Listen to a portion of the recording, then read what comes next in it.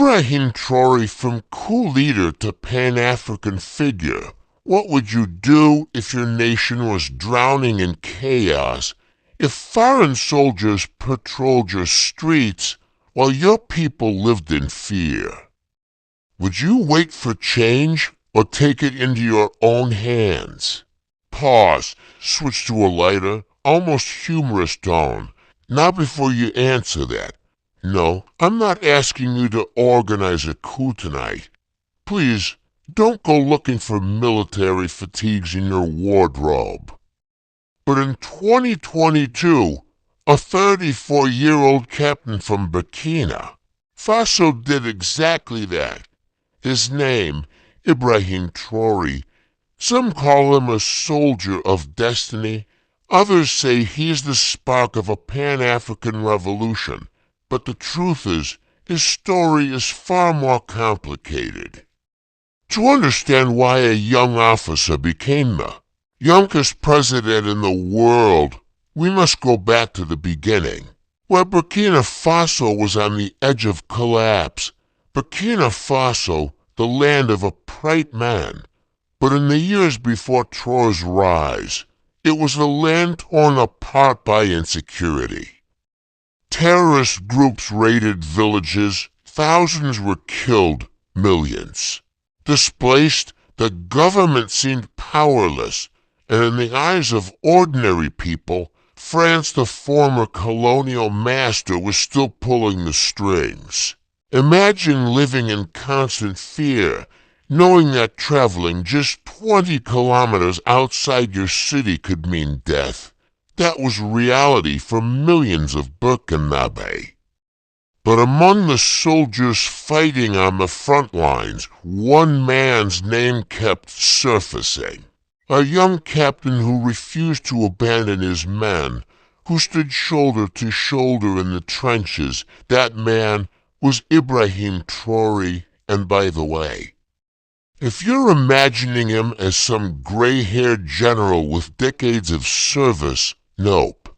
Picture a young man barely in his 30s who probably still got carded when buying beer in Europe.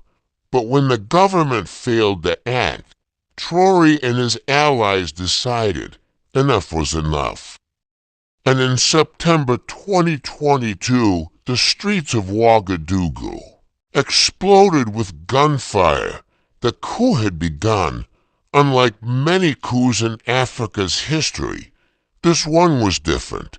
When Traoré seized power, something unexpected happened. People celebrated.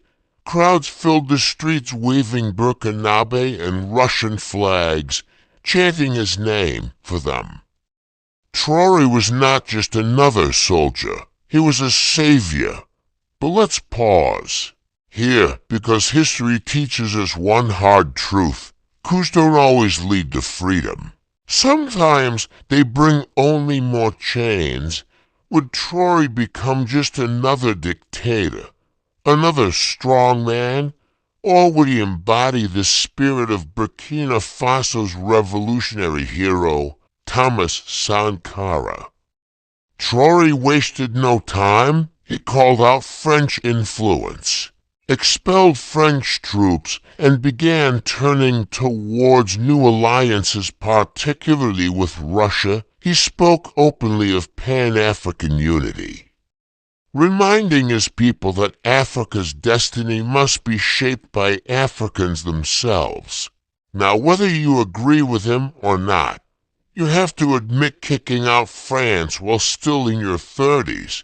That takes either incredible courage or a little bit of madness. But here's the twist. His message didn't just resonate in Burkina Faso. Across West Africa, young people, especially in Mali, Niger, Guinea, began to see Traoré as a symbol. A generation hungry for change found in him a leader who spoke their language, bold, unafraid, uncompromising.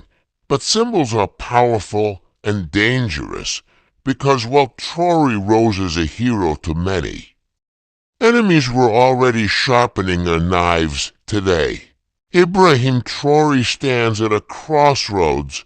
On one hand, he is praised as the new face of Pan-Africanism.